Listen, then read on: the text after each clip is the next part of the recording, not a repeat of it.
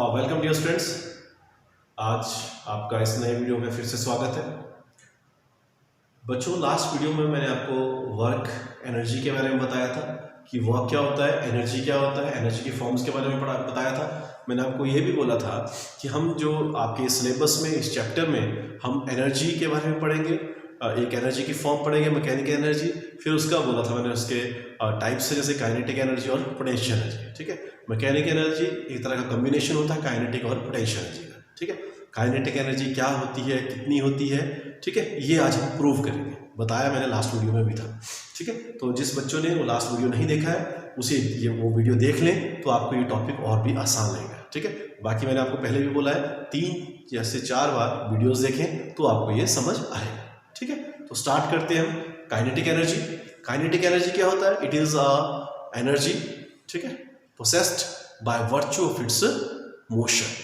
ठीक है, जो एनर्जी मोशन की वजह से होती है उसे हम काइनेटिक एनर्जी कहते हैं। ठीक है, काइनेटिक एनर्जी कितनी होती है, ठीक है, वो हम आज प्रूव करेंगे न्यूमेरिकली ये कितनी होती है। ठीक है, उसे प्रूव करने के लिए हम क्या करेंगे, हमने कोई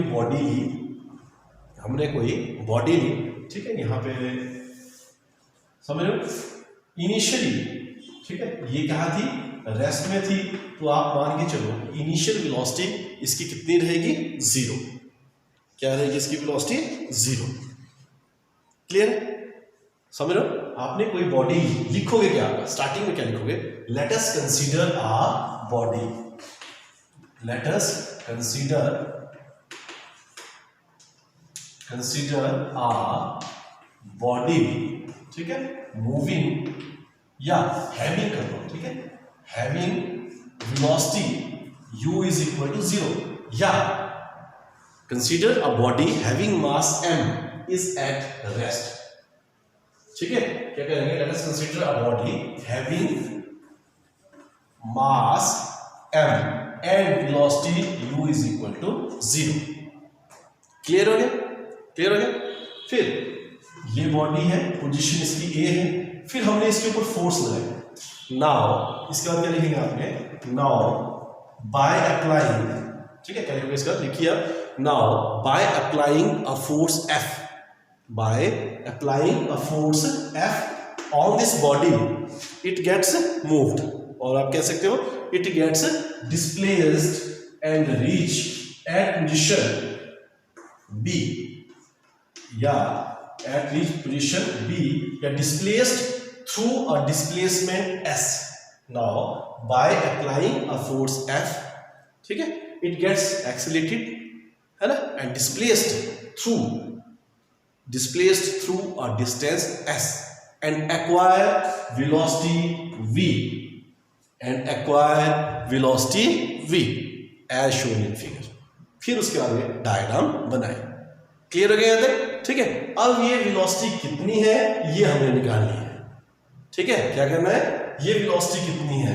नाउ पिछले चैप्टर में आपने किया था मोशन लॉ में, यूजिंग रिलेशन कौन सा, v square minus u square is equal to 2as। ठीक है, पुट करें v स्क्वायर, ठीक है, v स्क्वायर हो गया, ये क्या हो गया, 0 इज इक्वल टू 2as। ठीक है, आप यहां से s निकाले, कितनी डिस्प्लेसमेंट हुई, s is equal to v square upon 2a। निकाल दिया यहां तक, ये निकल गया।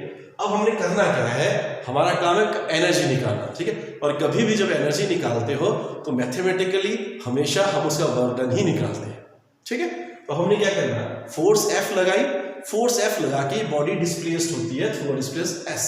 ठीक है, आप अब लिखिए, क्या लिखोगे आप, now the work done to move a body from point A to B is, ठीक है, क्या लिखोगे आप इसके बाद,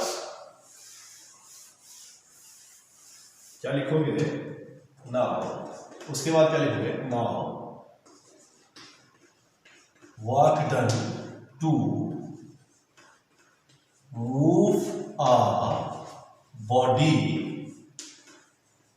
from A to B is, ठीक है, वर्क डन कितना होता है, W is equal to force into displacement.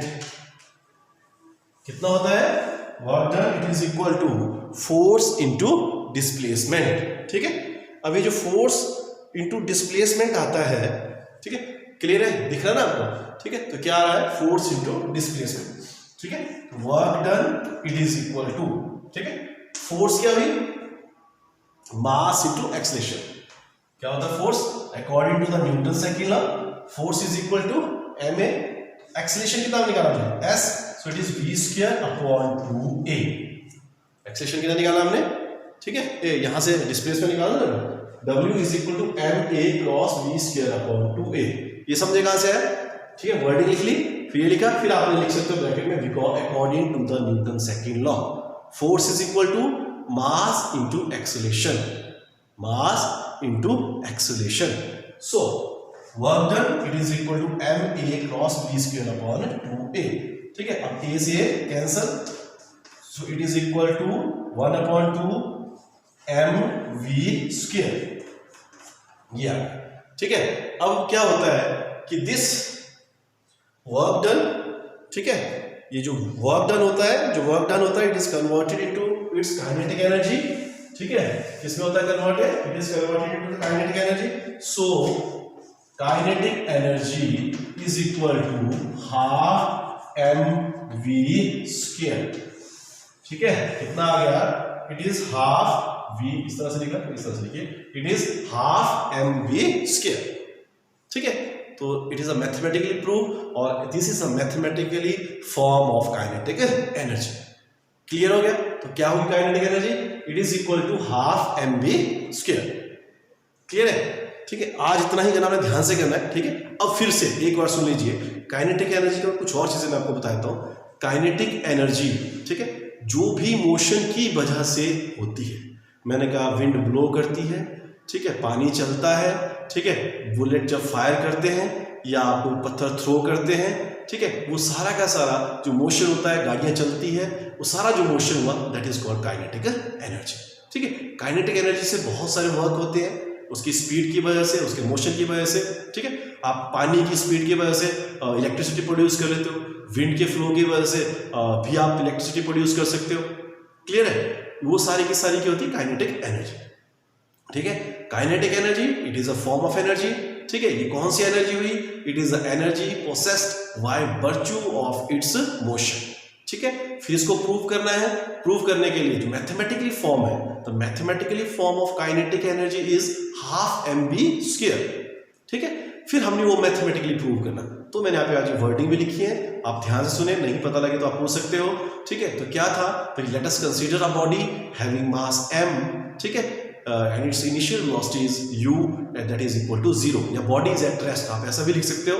ठीक है, तो उसके बाद when we apply a force F on this body, it gets accelerated, ठीक है, and displaced through a displacement s and acquire a velocity v।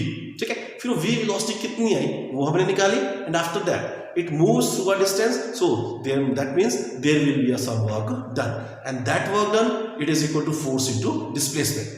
ठीक है, तो फोर्स क्या था? According to Newton second law, force it is equal to mass into acceleration. तो आपने force की जगह क्या लिखा? ma। ठीक है, और डिस्प्लेसमेंट क्या था? जो आपने रिलेशन से v स्क्वायर करके निकाला था, उसकी वैल्यू पुट करें, फिर कटेगा और फिर सॉल्व करके क्या आएगा आपके पास? That is half mv square. This work done is converted to its kinetic energy, या आप बोल सकते हो this work done is 2 in the form of its kinetic energy. So that is equal to half mv square. Clear है? This is all about the kinetic energy. Hopefully आप इसे समझे होंगे। ठीक है, सो आज के लिए इतना ही काफी है। Thank you very much, have a great time.